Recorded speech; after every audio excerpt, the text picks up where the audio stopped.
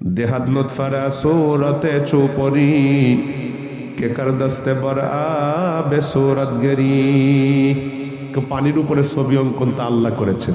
আমার ছবি, আপনার ছবি, আপনার ছবি, আপনাদের সকলের ছবি আল্লাহ পানির উপরে অঙ্কন করেছেন। সুবহানাল্লাহ। আল্লাহ বলেন কদ আল্লাহু আখরাজাকুম মিন বুতুনি উম্মাহাতিকুম লা তা'লামুনা শাইআ। মার পেট থেকে যখন বের করছি আল্লাহ বলেন, আল্লাহই তো বের করছেন, লা তা'লামুনা শাইআ, তোমরা তখন কিছুই জানতে না। সত্যি করে বলেন তখন ভালো মন্দ, উপকারী অপকারী, কোনটা আমার জন্য লাভজনক কোনটা ক্ষতিকারক সেগুলোকে আমরা কিছু বুঝছি? পেশাব পায়খানার মধ্যে একাকার করে ফেলেছি, ঠিক কিনা বলেন? এমন একটা সময় গেছে আল্লাহ কিন্তু পরবর্তীতে এই আয়াতের শেষ অংশে আল্লাহ বলেন وَجَعَلَ لَكُمُ السَّمْعَ وَالْأَبْصَارَ وَالْأَفْئِدَةَ لَعَلَّكُمْ تَشْكُرُونَ। আল্লাহ রাগ দেখায়, বান্দা আমি তোমাকে কান দিছি, এই যে কান কান কান দিছি, কানের ভিতরে শুধু পেছানো মোড়ানো কানটাই দেই নাই, কানের ভিতরে শ্রবণ শক্তিও দিয়েছি। দুনিয়াতে বহু কান আছে, কান আমার মতে আপনার মতে কানওয়ালা মানুষ আছে, কিন্তু কানের ভিতরে শ্রবণ করার মতো শক্তি নাই তার, আছে কিনা? তাই বান্দা আমি তোমাকে শ্রবণ শক্তি দিয়েছি। ওয়াল আবসার, দৃষ্টি শক্তি দিয়েছি, অনেককে চক্ষু দিয়েছি কিন্তু চোখের ভিতরে জ্যোতি নাই, আছে কিনা বলেন? অনেক। ওয়াল আফইদা, অন্তর দিয়েছি। সূরা আর রহমান তো আপনারা তেলাওয়াত করেন, সবাই চেনেন, নাম জানেন, সবাই জানেন না? সূরা আর রহমান, সূরা আর রহমানের মধ্যে একটা সূরা, একটা আয়াত বারংবার রিপিট হয়েছে, বারংবার।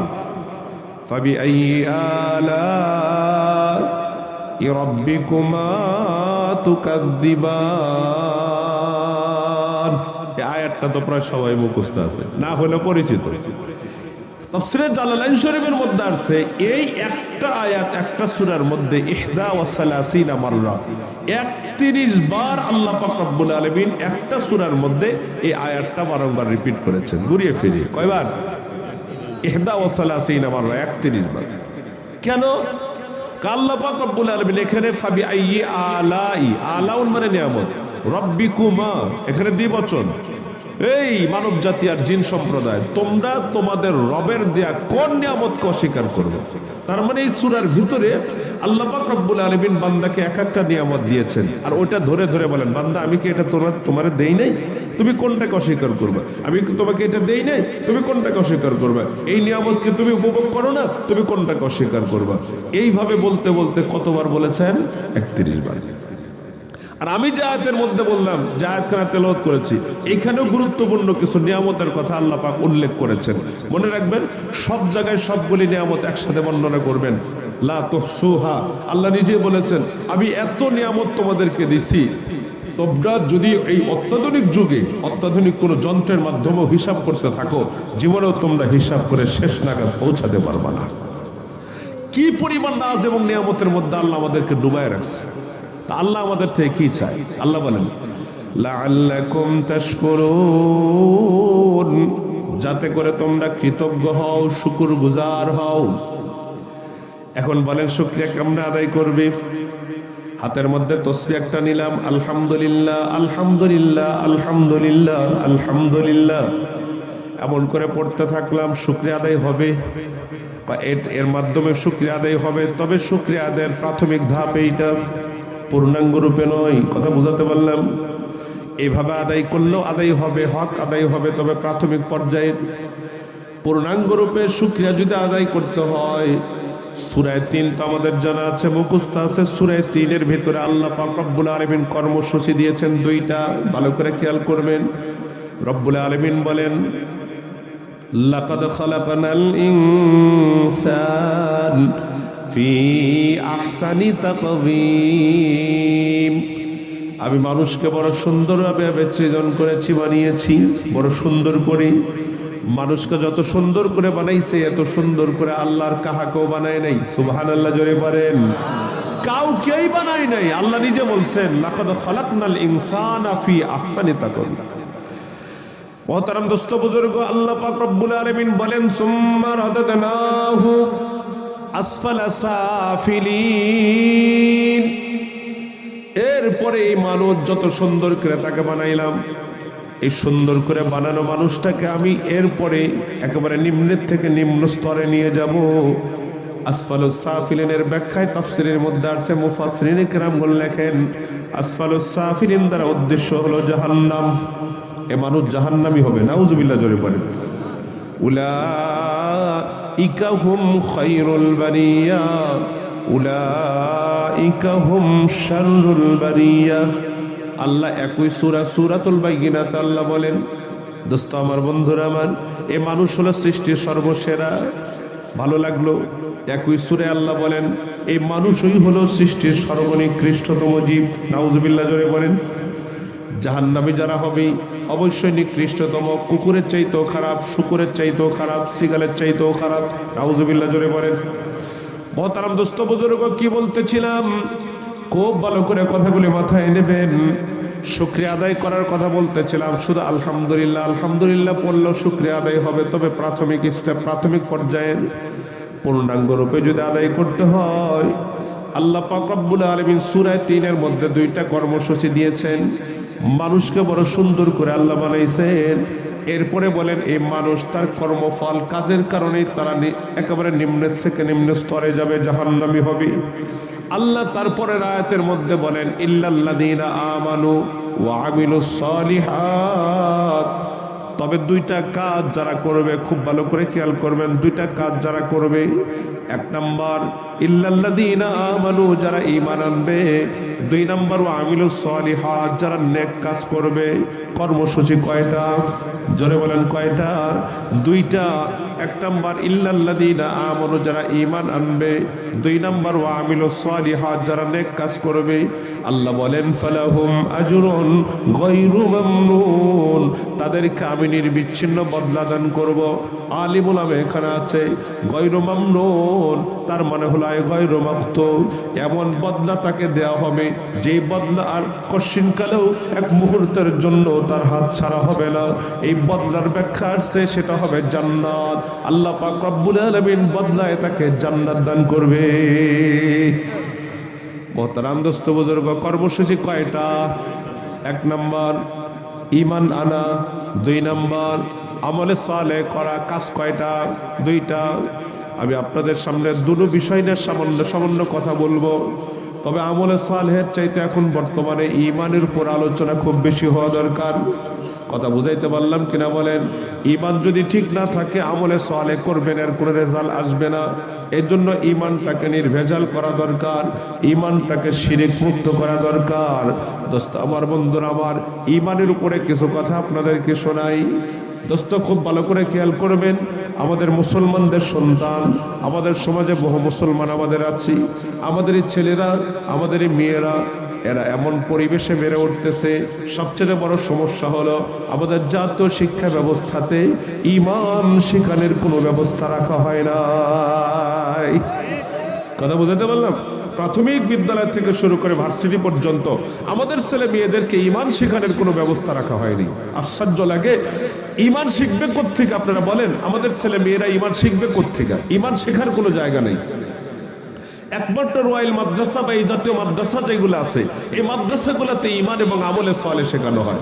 বাদবাকি অন্যান্য কোনো প্রতিষ্ঠানে, সত্যি করে বলছি, ঈমান শেখানোর কোনো ব্যবস্থা নাই, তেলাওয়াত শেখানোর কোনো ব্যবস্থা নাই, আখিরাতের চেতনায় উজ্জীবিতকরণের কোনো ব্যবস্থা শিক্ষা ব্যবস্থাতে নেই। ঠিক না? ঠিক বললাম বলেন? আজকে 90% ছেলে মেয়ে আমাদের স্কুলগামী, এই ছেলে মেয়েগুলো ঈমান কেমনে শিখবে? যার কারণে, যার ফলশ্রুতিতে দেখা যাচ্ছে আজকে আমাদের সমাজে অনেক বড় বড় শিক্ষিত ছেলে মেয়েরা ডাক্তার, ডক্টর, ইঞ্জিনিয়ার হয়ে যাচ্ছে, মাগার তার ঈমানের হালত এত নাজুক, এত দূর অবস্থা যে সে লোকটা তার ঈমানই নেই, এমন মন্তব্য করে যে মন্তব্যের কারণে তাকে ঈমানদারের খাতায় নাম রাখা যায় না। আমি একটা কারগুজারি শুনে আপনাদেরকে, 2-1টা কারগুজারি শোনাবো আপনাদেরকে। বাস্তবতার আলোকে আমি ভুক্তভোগী, সামনের থেকে দেখেছি, আমি সেই কারগুজারি শুনে আমাদের বাংলাদেশের উচ্চ শিক্ষিত একজন মানুষের কথা বলি। গত নভেম্বর মাসের আমাদের সিরাজগঞ্জেরই এক উপজেলায় গেছে একটা মাদ্রাসা ওয়াজ করার জন্য। সেই মাহফিলের প্রধান আলোচক আমি, আর প্রধান অতিথি যিনি ছিলেন উনি একজন ডাক্তার, রানিং ডাক্তার এবং খুব নামি দামি ডাক্তার, ওনার নিজস্ব হসপিটালও আছে। আমি রুমের মধ্যে বসা আছি, খুব ভালো করে খেয়াল করবেন, ভদ্রলোক উনি বয়ান করছেন। এক পর্যায়ে বয়ানের মাঝে জাতির উদ্দেশ্যে বলতেছেন, ও ভাইয়েরা, আপনাদের সকলকে কোরআন মানতে হবে, কোরআনই ধরতে হবে মজবুত করে। আপনারা তো শুনলেন, এতক্ষণ আলোচনার দ্বারা আপনারা খুশি হয়েছেন যে ডাক্তার সাহেব কোরআন মানার কথা বলতেছেন, কোরআন ধরার কথা বলতেছেন, তাহলে তো বড় দিনদার মানুষ, ঠিক না? বড় দিনদার। কিন্তু উনি শেষে গিয়ে যে কথাটা বলতেছেন যে কোরআনই মানতে হবে, কোরআন ছাড়া অন্য কিছুই মানা যাবে না, এমনকি রসুলের হাদিসও মানা যাবে না। নাউজুবিল্লাহ জোরে পড়ে। কি বললা? কোরআনই মানতে হবে, কোরআন ছাড়া কিচ্ছু মানা যাবে না, এমনকি রসুলের হাদিসও মানা যাবে না। নাউজুবিল্লাহ জোরে পড়েন।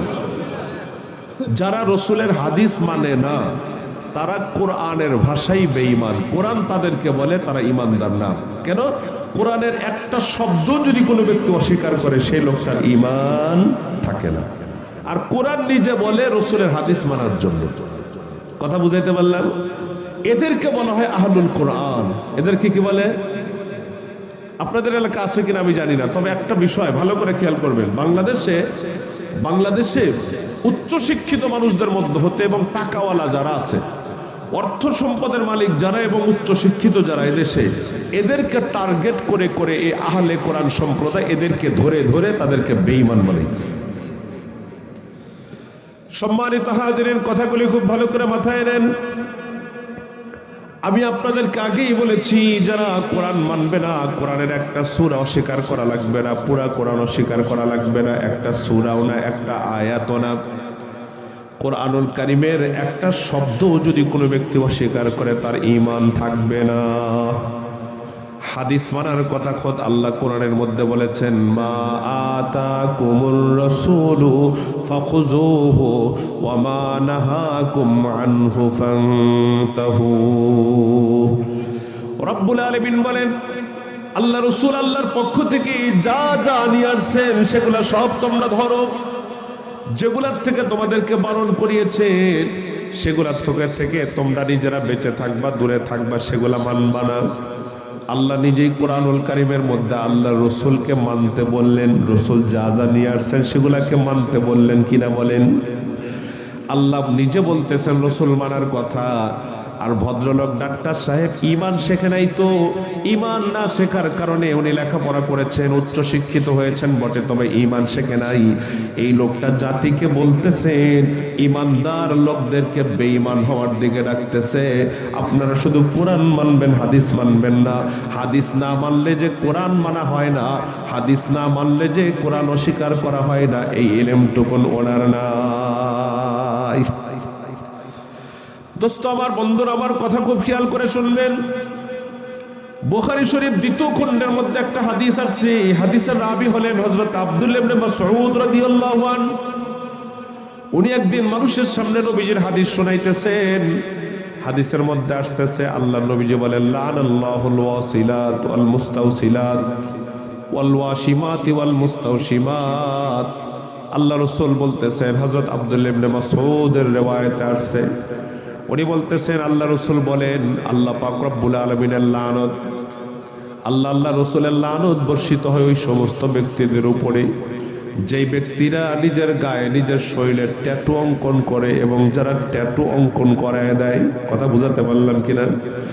যেই লোকগুলা নিজের গায়ে নিজের শরীরে ট্যাটু অঙ্কন করে এবং ট্যাটু অঙ্কন করায় দেয়, এই লোকগুলার উপরে আল্লাহ এবং আল্লাহ রসুলের অভিসম্পদ। এবং যেই সমস্ত নারীরা অন্য নারীদের চুল নিজের চুলের সাথে লাগায় নিজের চুলকে বড় দেখানোর চেষ্টা করে, দোস্ত আমার, বন্ধুরা আমার, এই কাজ যারা করে এবং এই কাজের সাথে যারা জড়িত তাদের উপরেও আল্লাহ রসুলের লানত। হযরত আব্দুল্লাহ ইবনে মাসউদ রাদিয়াল্লাহু আনহু এই হাদিসটা যখন শোনাচ্ছিলেন, হঠাৎ করে একজন মহিলা, নাম হলো তার উম্মে ইয়াকুব মানে ইয়াকুবের মা, উম্মে ইয়াকুব দাঁড়ায় বলে, আব্দুল্লাহ ইবনে মাসউদ, আপনি এমন কথা কেন বলতেছেন যে এই কথাগুলি কোরআনের মধ্যে নাই? হযরত আব্দুল্লাহ ইবনে মাসউদ ডাক দেয়, কয়, আপনি কি কোরআন পড়েছেন? কহা কোরআন পড়েছি। কয়, পুরা কোরআনকে আপনি পড়েছেন? মা বাইনা দুফাতাইন, 2 বান্ডিংয়ের ভেতরে পুরা কোরআন শরীফ যতটুকু পরিমাণ লেখা আছে সবটুকুনকে আপনি পড়েছেন? কয়, হ্যাঁ পড়েছি।